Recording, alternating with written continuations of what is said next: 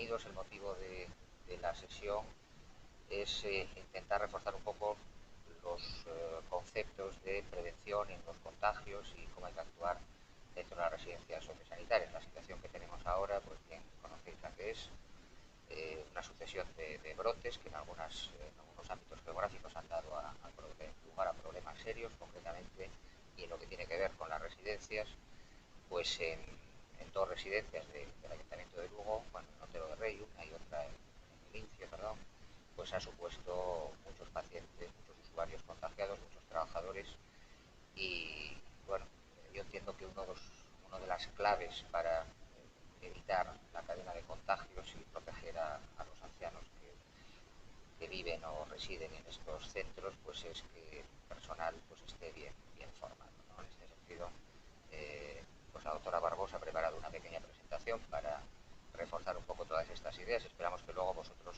como representantes de vuestros centros, podáis trasladarla en vuestros centros y resolver todas las dudas que podáis tener al respecto. Como digo, todo esto quedará colgado, espero que colgado en una página donde se podrá acceder desde todos los sitios, desde todos los centros. Y bueno, es la segunda que hacemos. El martes se grabó también, pero bueno, un poco así medio improvisada. Espero que esta, que está un poco más estructurada, quede mejor para que luego pueda ser visualizada por todos los trabajadores. Así que nada, Raquel. Bueno, mi nombre es Raquel, trabajo aquí en el servicio de medicina preventiva. Un segundo que me centro. Vale, aquí. Os voy a hablar un poco de las medidas de prevención de las residencias sociosanitarias. Me dijeron que también había gente de los centros de día. También intentaré hablar algo de los centros de día, ¿de acuerdo? Cuando me puse a preparar la presentación, la pregunta que me hice es ¿qué puedo contar? Si esto es lo de siempre, higiene de manos, uso de mascarilla. Realmente no sabía exactamente qué contar, porque para mí es todo de lo que hablamos todos los días y creo que todos lo sabemos. Sin embargo, si todos lo sabemos y en principio deberíamos de estar aplicando, lo que nos ha pasado. ¿Qué nos ha pasado en este caso? Pues por ejemplo en estas dos residencias donde hemos tenido brotes muy importantes, ¿vale? Brotes que ni siquiera igual tuvimos en los meses de marzo y abril. ¿Qué nos está pasando ahora? ¿Y cómo podemos mejorarlo? Yo os voy a hacer una presentación, pero a mí después lo que me parece más importante es que vosotros me preguntéis vuestras dudas, ¿vale? La actualidad es que no estamos confinados. Cuando tuvimos los problemas en el mes de marzo y en el mes de abril, todos estábamos confinados, unos teníamos menos contactos con otros y por lo tanto también la difusión y la transmisión era mucho menor. Teníamos miedo y yo creo que ese miedo lo hemos perdido un poco. Vemos más casos asintomáticos, en aquel momento los habría pero sin PCR, pero ahora nos hemos acostumbrado relativamente a vivir con esto. Perder el miedo significa que también estamos relajando mucho más las medidas. Y después, algo para mí que es indiscutible es que los trabajadores sanitarios, ante todo, seguimos siendo población general. Y como población general que somos, nos movemos, tenemos contactos con otras personas, quedamos en otros sitios con otras personas y por lo tanto tenemos un riesgo de una transmisión en cualquier momento. El problema es que los trabajadores trabajamos con gente altamente susceptible y que por lo tanto contagiarlos a ellos puede tener graves consecuencias. ¿Cuál es la situación en Lugo? Este es el mapa de los últimos 3 días de donde hay más casos concentrados. Yo creo que se ve claramente dónde está Lugo, en zona roja, ¿vale? Todos sabéis que en estos últimos 15 días, 3 semanas, hemos tenido un número de brotes muy importantes y cualquiera de los trabajadores puede estar metido dentro de ese brote.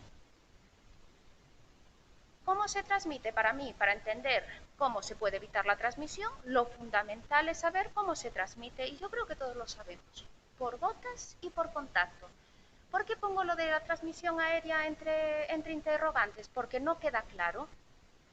Yo, a día de hoy, para mí, ni nada es blanco ni nada es negro, y no pongo la mano en el fuego por nada, pero la transmisión más clara sigue siendo la de gotas, y eso hay que tenerlo claro. No existe una evidencia real de que exista una transmisión aérea. Aún así, ponemos todas las medidas como si fuera de transmisión aérea. Periodo de incubación de 1 a 14 días. Y este periodo de incubación es fundamental tenerlo en cuenta para todo lo que voy a hablar ahora. Para mí uno de los principios fundamentales para evitar que en las residencias haya casos es una detección precoz.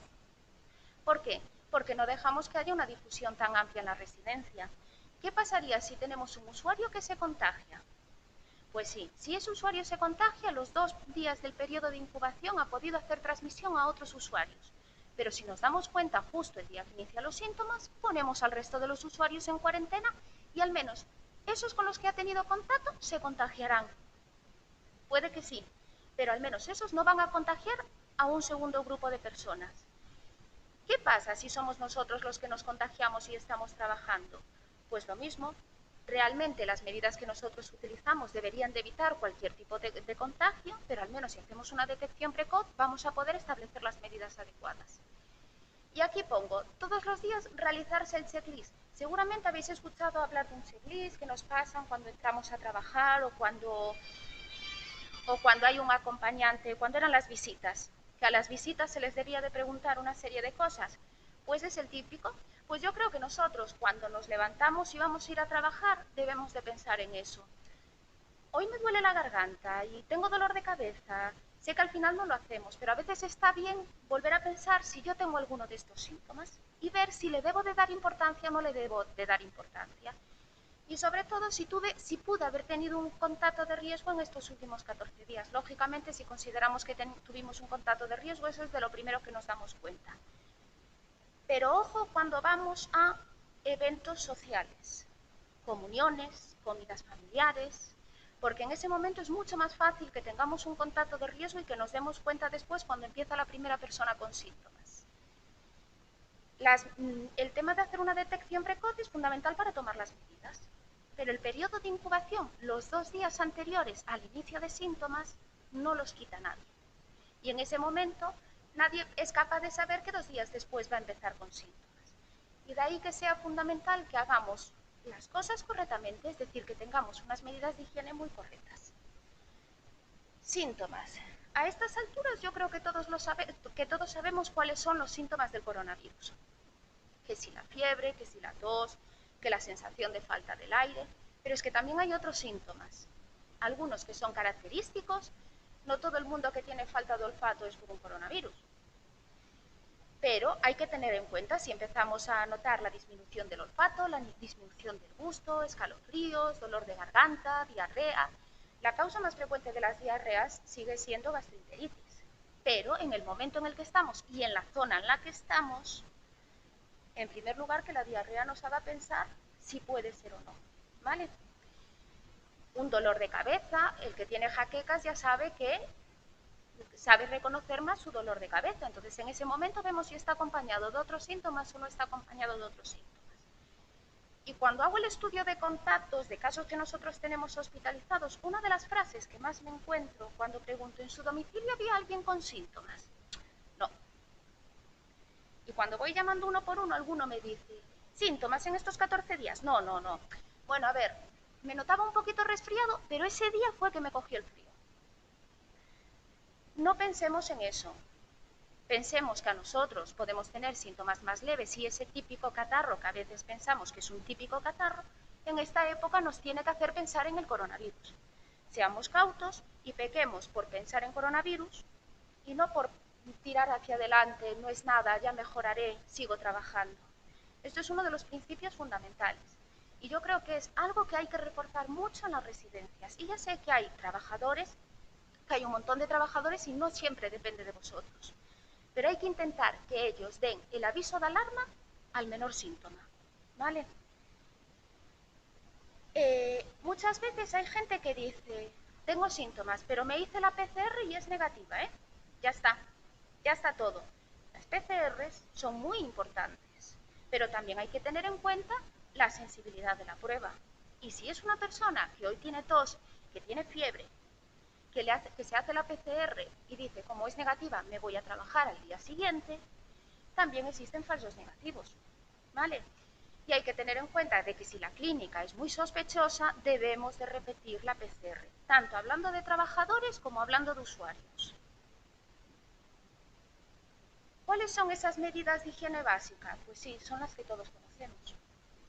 La protección de la vía aérea, que normalmente cuando se habla de protección se habla de una parte más clínica, pero para mí la protección de la vía aérea es que llevemos esto tapado. La higiene de manos y, ya entre paréntesis, un paso secundario cuando tenemos casos, la correcta colocación y retirada de los EPIs. ¿Cómo hacer higiene de manos?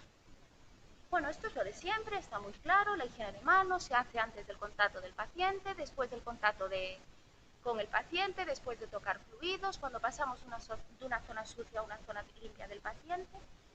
Muy básico, vale. Yo creo que nadie es capaz de negar que haya visto a una trabajadora que pasa con los mismos guantes de una habitación en otra habitación. O que se sale con los guantes al pasillo, se toca el pomo de la puerta y se toca cualquier otra zona contaminada y se toca al paciente. A veces son costumbres que vienen de atrás. Ponemos guantes, hacemos actividades, seguimos, vamos al ordenador, vemos la medicación que le toca, volvemos al paciente, pero el ordenador lo ha podido tocar otra persona con guantes que ha tocado a otro paciente. Entonces, es fundamental, la higiene de manos se hace antes y después de tocar al paciente. Y la higiene de manos no se hace con guantes. Si nos hemos puesto guantes, toca retirar y hacer higiene de manos. Otra costumbre que yo creo que todos hemos visto, 2 pares de guantes. Me pongo 2 pares de guantes y de paciente a paciente lo que hago es quito uno, me pongo otro, quito uno, me pongo otro. No. ¿Por qué? Porque hay que higienizar las manos y los guantes no se pueden higienizar, porque los guantes también tienen cierta porosidad. Entonces, entre otras cosas, que el segundo guante entra ya como cuadro, quiero decir porque es más difícil porque son 2 superficies de goma, solo un guante. Y se retira y se higienizan las manos.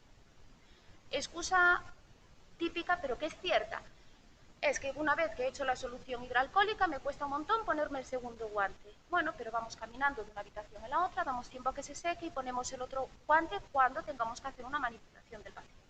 ¿Vale? Limpieza de guantes. Otra de las respuestas. Uy, ¿no te has quitado el guante? Ay, no, pero yo le he echado solución hidroalcohólica. Yo ya me lo he higienizado. Los guantes no están para eso. Puede haber una pequeña alteración de la membrana con los productos de la solución hidroalcohólica, y la solución hidroalcohólica actúa mejor sobre una base lipídica. El guante o está muy sucio o no tiene base lipídica, entre otras cosas. ¿Vale? Entonces, el guante no se higieniza, se higienizan las manos. Solo un par de guantes y después de retirar el guante nos higienizamos las manos. Y antes de poner el guante se higienizan las manos. ¿Vale? ¿Los guantes protegen? Sí, los guantes protegen. Protegen de los contactos con fluidos. Cuando tenemos un pinchazo, el guante tiene cierta protección, aunque sabemos que puede atravesar, pero parte de ese riesgo queda en el guante. Protegen si se utilizan correctamente. Estas imágenes son típicas. Son típicas en la calle cuando todo el mundo utilizaba guantes al principio del coronavirus, y son típicas en nuestros centros. A veces por acompañantes, vosotros ya no tenéis acompañantes dentro, pero también puede pasar en profesionales, a veces no nos damos cuenta. Entonces es muy importante de que si vemos a alguien tener esta actitud, que empecemos a cambiarla. La primera es la típica, toco el móvil, toco el paciente, vuelvo a tocar el móvil, contamino el móvil, ¿vale? Toco la medicación, toco el paciente, vale. Pero es que la segunda imagen tiene 2 visiones. Y es la de que contaminamos la mascarilla o nosotros estamos contaminando los guantes con lo que tengamos en la mascarilla y seguimos. O nos tocamos los ojos con los guantes que ya han tocado en otro sitio. Muy importante que el guante no nos dé una falsa sensación de seguridad, porque al final es cuando llevamos la contaminación de una habitación a la otra o de un paciente al otro. Y lo que tenemos que hacer es cortar la transmisión. Cuando hablaba de la protección de la vía aérea, ¿en qué consiste? Pues en utilizar la mascarilla, ¿vale? O cuando estamos hablando de pacientes con coronavirus, de utilizar la de filtro, la FFP2, la N90 o la KN95, la N95.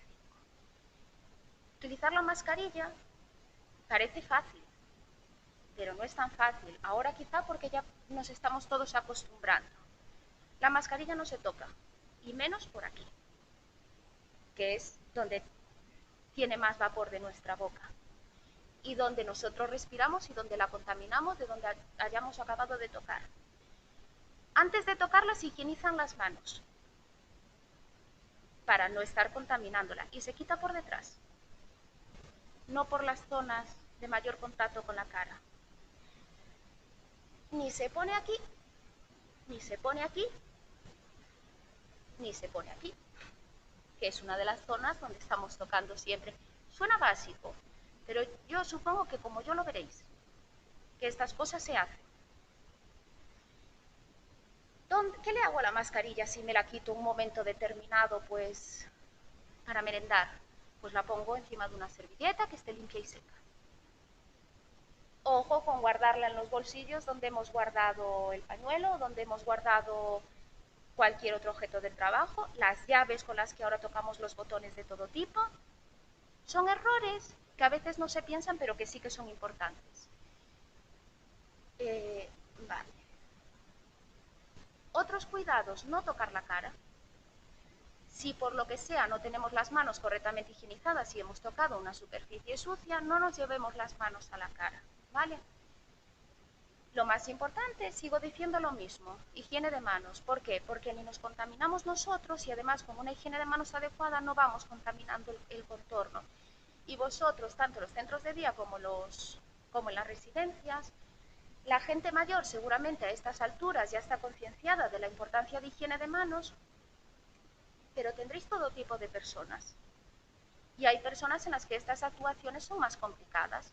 Entonces, por lo menos nosotros mantener el contorno lo más limpio posible para que si ellos tocan no tengan esa posibilidad de transmisión. ¿Vale? ¿Qué es la PCR? Porque ahora siempre se habla, ya me hice la PCR, le van a hacer la PCR. ¿Qué es? Y yo supongo que es difícil porque esta pone una cámara de fotografías para explicar lo que es una PCR. Porque es una foto. La PCR es una prueba que detecta en garganta, he sudado, que detecta ARN del coronavirus, ¿vale? Entonces, depende de cómo se meta el hisopo, entre otras cosas, cogemos más o cogemos menos ARN. Y aunque es muy fiable, no es al 100%. Y esto es algo muy importante. Y digo que es una foto porque he escuchado no, que a mí cuando empecé la residencia ya me hicieron la PCR y está todo bien. ¿Cuándo? Hace un mes. ¿Y los contactos que has tenido igual durante estos últimos 15 días o durante estos últimos 10 días? La PCR es una foto de ese día. Pero que si a posterior tenemos contactos de riesgo, podemos positivizar y esa foto cambia. Las pruebas rápidas. Las pruebas rápidas no se utilizan, está muy bien para hacer cribados, pero si tenéis a un paciente con síntomas, podéis hacerla, pero si os da negativo no es una prueba diagnóstica. Ojo, que no os dé una falsa sensación de confianza, porque la prueba rápida, la mayoría detectan anticuerpos, aunque también las hay de los antígenos. Son pruebas rápidas, tienen unas limitaciones muy importantes y una sensibilidad mucho más baja que la PCR. Y a veces la prueba rápida, si se hace muy pronto, no ha tenido el cuerpo el tiempo suficiente para elevar esos anticuerpos. Como cribado vale, como diagnóstico no. Si tenéis a un paciente con síntomas PCR. La pregunta típica y sobre todo cuando hay un caso en una residencia o cuando nosotros hemos tenido un contacto con alguien fuera, ¿qué es un contacto estrecho? ¿Cuándo tengo un riesgo de haberme infectado o no por tener contacto con una persona con coronavirus? Contacto estrecho se define como estar más de 15 minutos a menos de 2 metros de distancia sin mascarilla. Si he hecho eso, tengo riesgo. De 15 a 14 a 13 hay que valorar cada situación, lógicamente. No es que a partir del minuto 15 el microorganismo se multiplique y antes no. Esto es así, ¿vale? Hay que estudiar cada situación. No es lo mismo que estemos en un lugar cerrado de 2 metros cuadrados a que estemos al aire libre.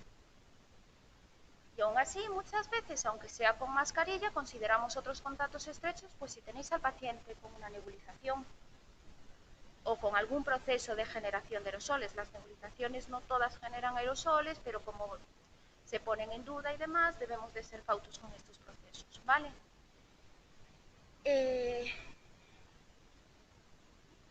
Y hablando del contacto estrecho, también me parece muy importante muchas veces las actuaciones que se hacen con los pacientes. Cuando tenemos 2 pacientes compartiendo habitación y uno positiviza, sí que son contacto estrecho, porque las habitaciones no están todo el tiempo con mascarilla quirúrgica. Y porque, bueno, son pacientes mayores o en los centros de día son pacientes que igual en algún momento se acercan, aunque en el centro de día está más instaurado lo de la mascarilla. Pero ahí sí que son contacto estrecho. Si este positiviza, el otro se queda en cuarentena. ¿Por qué? Porque es un contacto estrecho y hoy es negativo. Probablemente dentro de 5 días inicie síntomas. Y si no inicia síntomas, lo puede hacer en los siguientes 14 días. Así que ojo con las personas que sean, con los pacientes que sean contacto estrechos de otro, cuando nosotros somos contacto estrecho de un trabajador, de un familiar nuestro, lo que sea. También una de las dudas que muchas veces se plantean es por vosotros, esto ya no es funcionamiento de la residencia sociosanitaria en sí, es trabajo en una residencia, he dado positivo, pero no tengo ningún tipo de síntomas. ¿Cuándo me puedo incorporar a trabajar? Bueno, pues tras la realización se hace, si siempre una persona estuvo asintomática, se repite la PCR a los 10 días y si da negativa se puede reincorporar, si da positiva se repite la PCR. Y cuando hay un trabajador que, por ejemplo, se fue en cuarentena para casa, bueno, aislamiento le llamamos cuando es un COVID positivo, cuarentena cuando es un contacto de un caso, ¿vale? Cuando hay un trabajador que es contacto de un caso de dentro, de fuera de la residencia, normalmente la frase que siempre escucháis es 14 días de cuarentena en casa desde el último contacto. En trabajadores, como hacemos una PCR antes de reincorporarse, podemos acortar ese periodo a 10, pero es muy importante que se haga la PCR a los 10 días y si negativa en ese momento se puede reincorporar, pero sin PCR no se debe de reincorporar, ¿vale?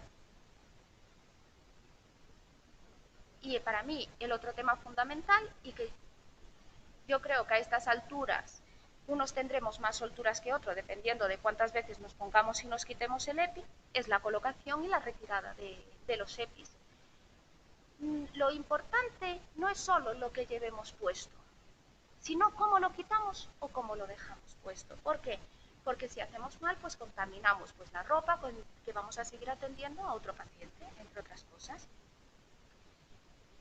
Lo primero que se pone es la bata, se ata, bueno, hay diferentes colocaciones, ¿de acuerdo? Y diferentes retiradas. Mi consejo, que la gente se acostumbre a una y que siga siempre con esa. ¿Por qué? Porque automatiza el proceso y llega a un punto que está haciendo otras cosas, lo sigue haciendo y no piensa y no hay fallos. Colocación de la bata, colocación de la protección respiratoria, sea la mascarilla o la FFP, pantalla y lo último los guantes. ¿Por qué lo último los guantes? Porque justo antes de tocar al paciente es cuando tenemos que hacer higiene de manos. Si hemos puesto todo, aunque en un principio está limpio, lo último son los guantes y lo primero que hacemos es ponernos los guantes, estamos tocando todo con los guantes. Por eso debe de ser lo último. Y entre otras cosas porque cubren el puño de la bata. Retirada, pues retirada depende de lo que tengáis. Si son batas que rompen fácilmente si tiramos desde adelante o si son batas que tenemos que desabrochar desde atrás. Las batas hay batas que rompen, pero si no rompen, no lo intentéis, porque al final se rasgan, tenemos más riesgo de salpicadura, entonces en ese caso hay que desabrocharla por detrás. Y sí, retiramos los guantes primero, no pasa nada. Retiramos guantes, higienizamos las manos y desabrochamos la zona de la bata, la zona de atrás es limpia. Desabrochamos y retiramos por dentro. No le echamos tampoco la mano sin guantes a nuestra zona de la bata por delante donde ha tenido el contacto con todo el paciente. ¿Vale? Quitamos las gafas, lo último que siempre vamos a quitar es esto. Siempre es lo último. Porque, como dije, uno de los temas fundamentales es la protección de la vía respiratoria. Si la bata rompe lo hacemos mucho más rápido, porque antes de quitarnos los guantes ya estamos envolviendo la bata, la tiramos y quitamos las gafas y finalmente la mascarilla. ¿Cómo se quitan las gafas y cómo se quita la mascarilla? Idealmente por detrás, porque en ese momento ya hemos hecho higiene de manos y la zona menos contaminada es la de atrás. Muchas veces las dudas es ¿qué debo de utilizar? FFP2, N95, mascarilla quirúrgica. Pues lo más importante cuando estamos utilizando una FFP2 o una N95 es que la pongamos bien, porque de nada sirve que la llevemos muy arriba, muy abajo o que ahueque demasiado, porque entonces no hace la función que tiene que realizar. Las de filtro se colocan y se ajustan. Si tienen válvula, si la tapáis y respiráis, podéis notar cómo se meten hacia adentro. Si no tienen válvula, sí que notáis que está bien o mal ajustada ya de por sí, ¿vale? Si tienen válvula, taparla con una quirúrgica. ¿Por qué? Porque no solo nos tenemos que proteger a nosotros, sino que tenemos que proteger a la gente con la que estemos. Y por la válvula no entra, pero sí sale. La forma de quitarla, lo ideal es cinta de arriba y cinta de abajo. Y esto se hace para que no voltee. Y esto de que las cintas vayan, en el caso de las de filtro, cruzadas, no es bueno. La cinta de arriba, arriba, la cinta de abajo, abajo. Otra medida fundamental para evitar, si hay casos, la dispersión y si no hay casos, por si alguno está en periodo de incubación, la limpieza. No es necesario que empecemos a utilizar lejía. Hay productos que normalmente vosotros tenéis empresas específicas, si no, ahí sí que hay que comprobarlo, es decir, no sirve comprar cualquiera en el supermercado, pero hay muchos productos clorados que tienen la concentración suficiente de cloro como para actuar contra el coronavirus. Al final el coronavirus es un virus y es mucho más grave que otros microorganismos. Utilizar desinfectantes de superficie y asegurar las zonas de mayor contacto. Cuando se hace una limpieza dentro de un entorno como donde trabajamos nosotros, lo importante no es que brille. Lo importante es que las zonas donde se tocan más veces, se limpien más veces. Pomos de las puertas, que los estamos tocando continuamente. Mandos de la televisión, que los tocan todos. Los toca una persona, los toca otra, y la gente mayor no siempre tiene cuidado. Puede hacer higiene de manos, pero igual justo después de hacer higiene de manos se suenan los mocos. En algunas superficies, como en los ponendos y en algún instrumental, sí que se puede utilizar alcohol de 70, no de 90. Limpiar, asegurar la zona de los mayores contactos, la ropa de cama y cuando se hacen, pero eso ya ahí sí que está ahí súper acostumbrada, la gente que tenéis en las residencias sí que está muy acostumbrada, no hacer dispersión, doblar, meter, y si estamos hablando de sospechas o de casos confirmados, dentro de la habitación. Se mete en bolsa dentro de la habitación. Otros aspectos a tener en cuenta, y yo creo que esto lo tenéis ya con un montón de protocolos, lo reflejan y lo sabéis perfectamente, pero de la teoría después a llevarlo a la práctica, según la estructura de cada residencia, puede ser grupos estables. Por ejemplo, en los centros de día, lo ideal es que los 4 pacientes que siempre están juntos, que siempre sean los 4 y que esos 4 no tengan contacto con los otros 4. Por lo menos intentarlo. En las residencias, que los del módulo 1 no se mezclan con los del módulo 2. ¿Por qué? Porque si positiviza a alguien del módulo 1, os aseguráis que no se pase al módulo 2.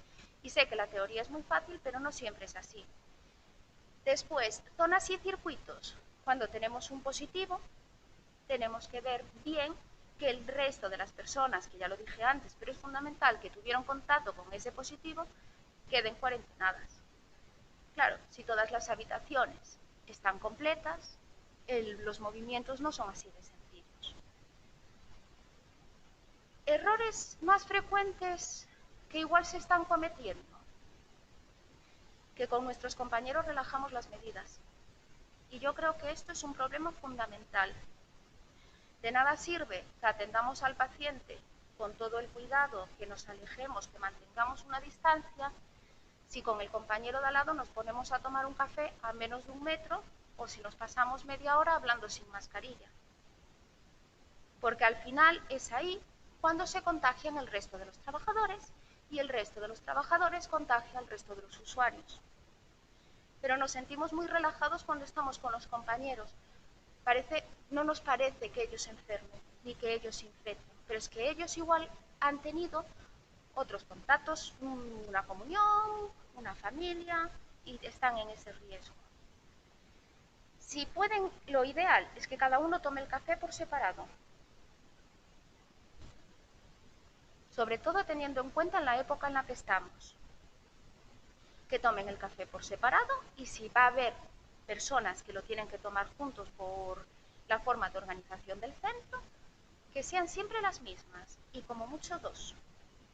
Pero que esas 2, intentemos que siempre sean esas mismas 2, para no hacer transmisión a otros compañeros. Espacios amplios, alejadas lo más posible, y que si es beber y no es comer, que nos pongamos y nos quitemos la mascarilla, ¿vale? Si es comer, no tiene sentido estar poniendo y quitando mientras masticamos, porque hacemos una manipulación muy importante de la mascarilla y la hacemos peor. Pero si dentro del centro tomamos esa medida y a la tarde quedamos a tomar un café con todos nuestros compañeros, de nada sirve lo que hemos hecho a la mañana. En los centros, no en los vuestros, sino aquí esto también pasa. ¿Cuántos compañeros? Voy a fumar, ¿te vienes? Lo de quedar juntos a fumar, no.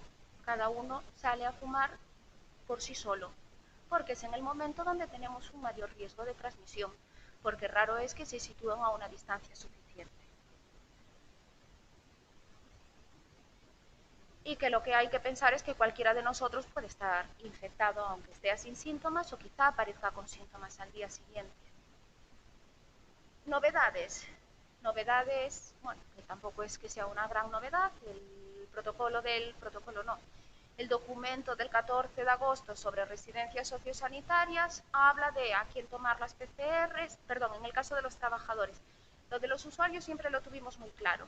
Los usuarios, cuando se reincorporan a una residencia, PCR 24-48 horas antes.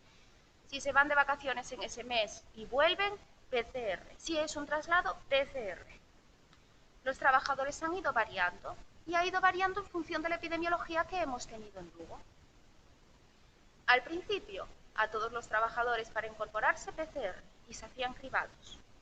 Cuando no había casos, hubo una época que no hubo casos. Entonces se le hacía el checklist a los trabajadores. Si no cumplían, si no síntomas, si no contactos, no era necesario PCR. Ahora mismo vuelve a ser necesaria la PCR. Y esto está puesto a propósito, ¿vale? Esto lo dice la guía. Aquí el consenso al que se llegó de momento, y que ya veremos si varía o no, es que se pidan a través de la jefatura territorial, que le mandéis los datos de los trabajadores que se van a incorporar o que se necesita PCR por cualquier motivo a la jefatura territorial, y la jefatura territorial se encarga de esas peticiones. Lo digo porque sí que a veces nos llama el médico y se lía, pero ¿se la pide o no se la pide? ¿Quién se la pide? ¿Vale? Es cierto que hubo y que por escrito está ese cambio, pero la decisión en Lugo fue que de momento se hiciera a través de la jefatura territorial, ¿vale? Y yo creo que más o menos he tocado un poco lo que os puede interesar, pero preguntarme vosotros libremente, sobre todo lo que necesitáis, sabéis o que preferís de que hable.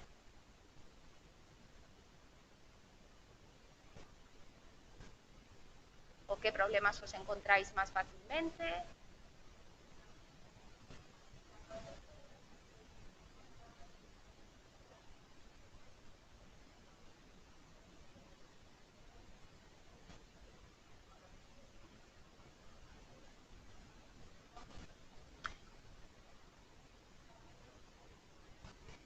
creo que foi...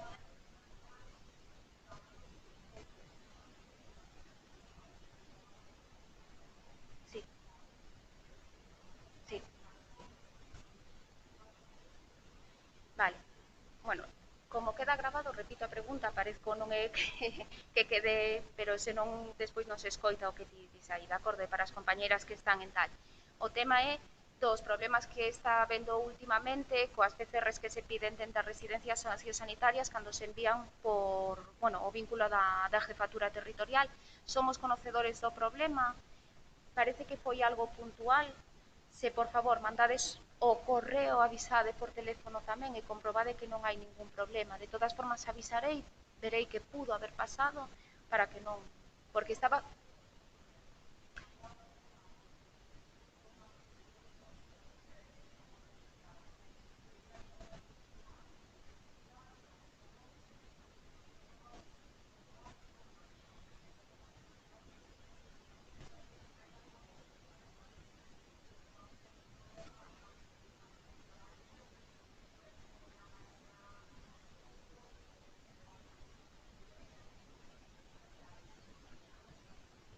Intentarei ver que pasou buscarlle solucións. A veces é verdad que os retrasos tamén foron por nós, é decir, non por nós, senón co brote na zona de Lugo. Ahora, estou falando sobre todo na zona de Lugo. Na zona de Lugo, co tema do brote, hubo un momento que non se daba abasto a citar a todo o mundo o día. Aí sí que podía haber retrasos, pero, bueno, verei cal é o problema e intentar que se agilice para que os vosos traballadores poidan entrar como deben de entrar, con PCR negativa e no tempo adecuado. Pero yo creo que son dos cosas diferentes. Una es cómo organizar cribados a nivel profesionales, que esto es una cosa que se va a modificar un poco los criterios con lo que se va a hacer en las próximas semanas, se va a aumentar la capacidad en ese sentido. Otra cosa es el problema que estás comentando, que es el de la recogida de la muestra, ¿no? La capacidad que tenemos de laboratorio es limitada, como la de todos los laboratorios del mundo, y la de extracción también compromete un poco el personal aquí dentro de enfermería del hospital, ¿no? Entonces, por eso se ha solicitado en aquellos centros que dispongan de personal sanitario darles la formación oportuna para que puedan hacerse las extracciones de las muestras allí y que nosotros ver la manera de trasladarlas de forma eficaz al hospital para realizarlas aquí, evidentemente, ¿no? Esto se puede llevar a cabo con la formación adecuada en los centros que tienen personal sanitario. Otros muchos no lo tienen y seguiremos trabajando con los equipos extractores desde aquí. Y lo que sí que se va a modificar es aumentar un poco, aumentar bastante, se va a aumentar la capacidad de cribado para personal de centros sociosanitarios, porque además, bueno, entendemos que en este momento es clave en una situación de movilidad como la que comentaba Raquel, y con brotes frecuentes y transmisión en determinados ambientes geográficos. Es evidente que con las residencias cerradas somos los trabajadores sanitarios los que somos potenciales vectores de contacto dentro de la residencia, porque ahora ni los ancianos salen ni los familiares entran. Esto lo tenemos que interiorizar, ¿no? Entonces, además de poner en marcha todas estas medidas de higiene y de prevención de la transmisión que está comentando Raquel, también de parte del sistema sanitario pues tenemos que insistir en estos cribados, ¿no? Son un poco dos temas diferentes. Todo esto se modificará la semana que viene. Espero. Sí. Hola, son Carmen de Piladero. Quería preguntar por dúas cousas. A primeira, cal sería o tempo mínimo, ou cal recomendades que sería o tempo mínimo desde que unha persona necesita volver a facerse unha PCR para volver a incorporarse ao traballo? É dicir, se unha persona pide 4 días de libre disposición, teria que volver a facerse a PCR? Primeira pregunta. Segunda, non sei se tedes alguna información sobre como podería ser na campaña de gripe, ou se sabedes como vai a vir a gripe, se nos podedes orientar un poquinho, ou en tanto se fades algo, se nos volveredes a reunir e informarnos un pouco sobre que sintomatología ten máis importancia ou cal. Vale. Bueno, unha das preguntas é cando cribar ou non cando hai un traballador que se vai en período de descanso, por así decirlo, con 4 días non sería necesario, excepto que conte un contacto de risco. bueno, que xa sei que iso cae de caixón, vale? Pero aí hai que ter moi en conta cales foron as actividades que realizou e se pudo haber algún contacto en ese tempo. Pero ao final é igual que cando estamos traballando. Claro, pero entonces o contacto, o sea, o período mínimo sería, por exemplo, unha semana. Temos algo establecido así Por períodos de descanso. En período de descanso sí que o documento, pero sinceramente, non sei os días que ven recollido, pero sí que ven recollido, creo que son 7 ou 6, 7 días, vale? Pero despois para min é utilizar a lógica, ante todo. Porque se ten unha PCR que o documento di, vale, vámoslo a respetar, pero que teña unha PCR de fai 7 días e estivera metido na casa e non saíra da súa casa, e que...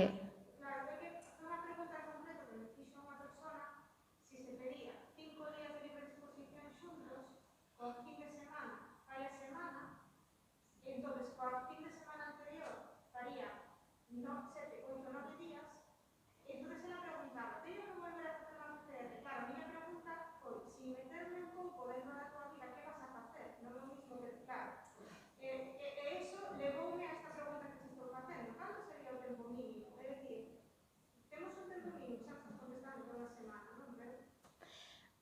E que pasa se un traballador está traballando seguido durante 3 semanas? O marxen do tema das novedades de cribado que vai haber, que hasta que estén, bueno, hasta que se teña todo recollido como tal e o que se vai a facer, prefiro non entrar neses comentarios. Pero entón, a unha persona que está traballando un mes e que un día vai unha festa polo medio e que un día, para min é lógica. Vale, e despois, no sentido da gripe, xa empeza a haber datos de cando se vai empezar a campaña e demais, pero, bueno, as datas aínda non saíron publicadas. O que pasou, como sabedes, a gripe, nos vemos o que acontece no hemisferio contrario, porque nos dá moitas pistas do que nos vai a pasar a nós. Apenas circula a gripe. Por qué? Porque o uso de mascarilla corta coronavirus, corta gripe, corta outro tipo de virus. Entón, eu non pensaría en que síntomas vai a dar un e en que síntomas vai a dar outro, porque posiblemente non temos por que pensar que nos acontezca algo diferente ao outro hemisferio, posiblemente apenas teñamos circulación de gripe, co cual os síntomas vamos a seguir pensando no mesmo. Que pasa se non temos nada de circulación de coronavirus? É que todo depende da epidemioloxía que vayamos levando. Se seguimos utilizando mascarilla quirúrgica, a resposta vai a ser a mesma, é dicir, a gripe vai a circular moito menos. Mais preguntas? Ou dudas ou comentarios?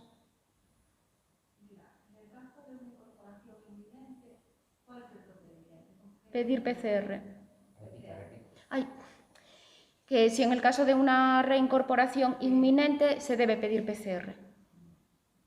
Ese es el procedimiento. Vale, porque a lo mejor está de baja el trabajador. Legal, no podría incorporarse a trabajar hasta tener una PCR. Realmente la PCR, una vez que se solicita, al margen de los problemas que hubo, suelen estar, muchas veces se realizan en 2 días. Entonces, en ese sentido, lo importante es, en ese caso no hay forma, pero si es gente que se ha ido y que tiene algo programado, que avise con tiempo para que por lo menos esas las podamos programar y no tener que poner a mayores.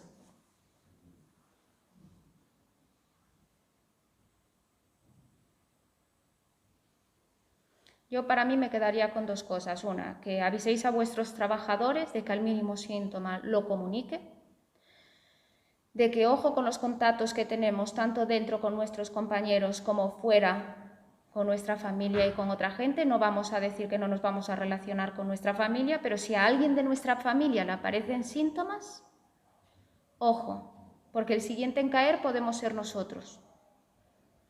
Y utilizar las medidas básicas como es la higiene de manos y el uso correcto de mascarilla. Que si hay un caso, evitar la difusión. Y la difusión se evita no contagiándonos y pudiendo contagiar al resto y rompiendo la transmisión con higiene de manos y poco más.